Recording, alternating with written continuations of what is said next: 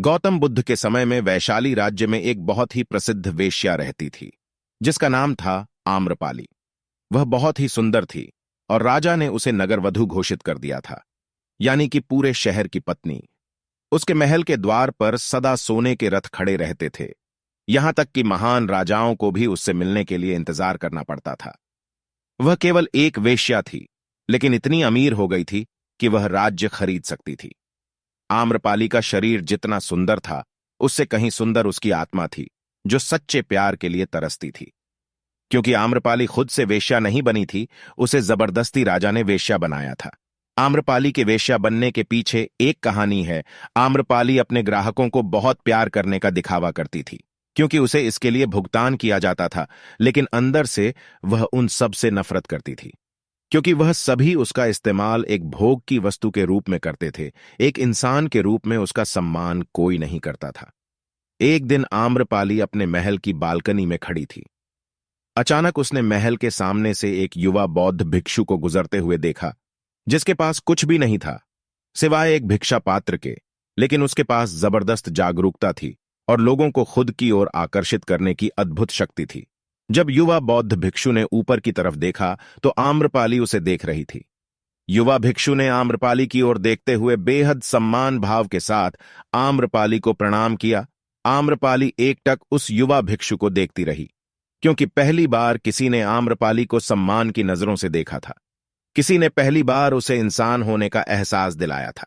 आम्रपाली तुरंत सीढ़ियों से नीचे उतरी और बाहर आकर उस युवा बौद्ध भिक्षु के पैर छुए और कहा, प्रभु कृपया आज के दिन आप मेरे मेहमान बने और मेरे महल में चलकर भोजन स्वीकार करें। इसके बाद आम्रपाली ने कहा, कृपया मेरे निमंत्रण को मत ठुकराओ, क्योंकि पहली बार मैंने किसी को निमंत्रण दिया है। मुझे हजारों बार राजाओं और सम्राटों द्वारा आमंत्रित किया गया है, लेकिन मैंने कभी किसी को आमंत्रित नहीं किया है। यह मेरा पहला निमंत्रण है। युवा भिक्षु ने सम्मानपूर्वक आम्रपाली का निमंत्रण स्वीकार करते हुए भोजन ग्रहण किया।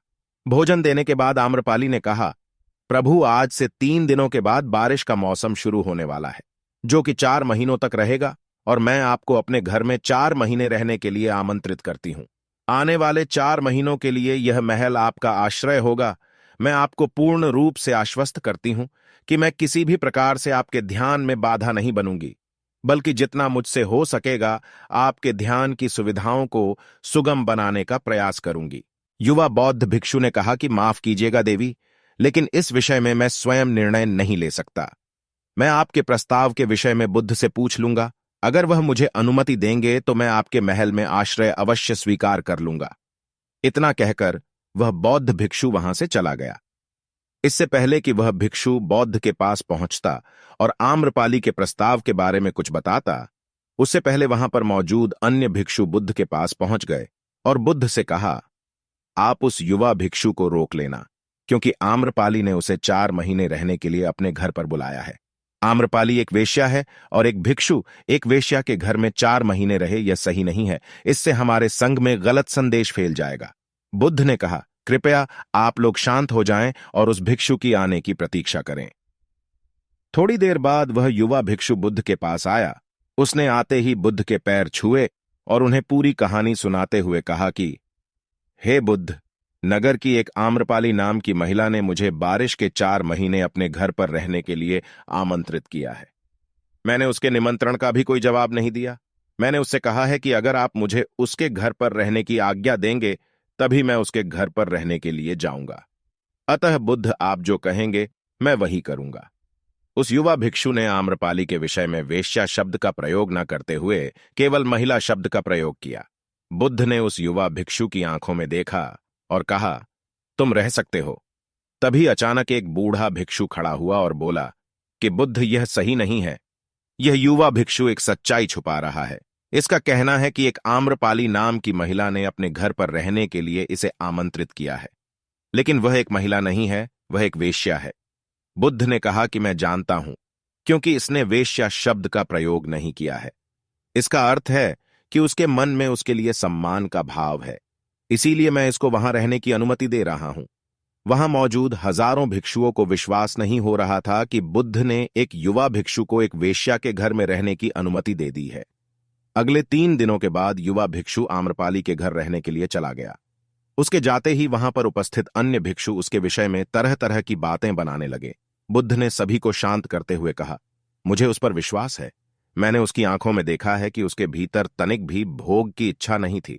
अगर उस भिक्षु का ध्यान गहरा है तो वह आम्रपाली के हृदय को परिवर्तित कर देगा। Vertical bar. और अगर भिक्षु का ध्यान गहरा नहीं है तो आम्रपाली अपने शारीरिक आकर्षण से भिक्षु को परिवर्तित कर देगी। यह एक प्रश्न है ध्यान और शारीरिक आकर्षण का, जिसका उत्तर हमें 4 महीने के बाद मिलेगा। बुद्ध की बात सुनकर वहां पर उपस्थित भिक्षुओं ने कहा कि बुद्ध, उस युवा भिक्षु पर बहुत अधिक भरोसा करके आप अनावश्यक जोखिम उठा रहे हैं। वह भिक्षु युवा है और आम्रपाली बहुत सुंदर है। समय प्रारंभ हुआ और वर्षा ऋतु के 4 महीने बीत गए। वह युवा भिक्षु वापस आ गया। उसने आते ही बुद्ध के पैर छुए और उसी युवा भिक्षु के पीछे आम्रपाली भी आई हुई थी। उस युवा भिक्षुक ने अमरपाली का बुद्ध से परिचय कराते हुए कहा, बुद्ध, ये आम्रपाली है और यह आपसे दीक्षित होना चाहती है। यह एक अनोखी महिला है। यह न केवल सुंदर है बल्कि इसकी आत्मा भी उतनी ही शुद्ध है जितनी आप कल्पना कर सकते हैं। आम्रपाली ने बुद्ध के पैर छुए और कहा, मैं पहली बार देखने भर से इस युवा भिक्षु से प्रेम करने लगी थी। इसीलिए मैंने अपने सौंदर्य से कई बार इसे आकर्षित करने का प्रयास किया, लेकिन मैं पूर्ण रूप से असफल रही। इसके बजाय इस युवा भिक्षु ने मुझे ध्यान के प्रति जागरूक किया और एहसास कराया कि वास्तविक जीवन भोग नहीं परंतु ध्यान है। इसीलिए बुद्ध, मैं अपनी सारी संपत्ति आपके शिष्यों को दान में देना चाहती हूं और शेष जीवन ध्यान में बिताना चाहती हूं। इसके बाद आम्रपाली बुद्ध के शिष्यों में पहली महिला हुई जिन्हें आत्मज्ञान की प्राप्ति हुई।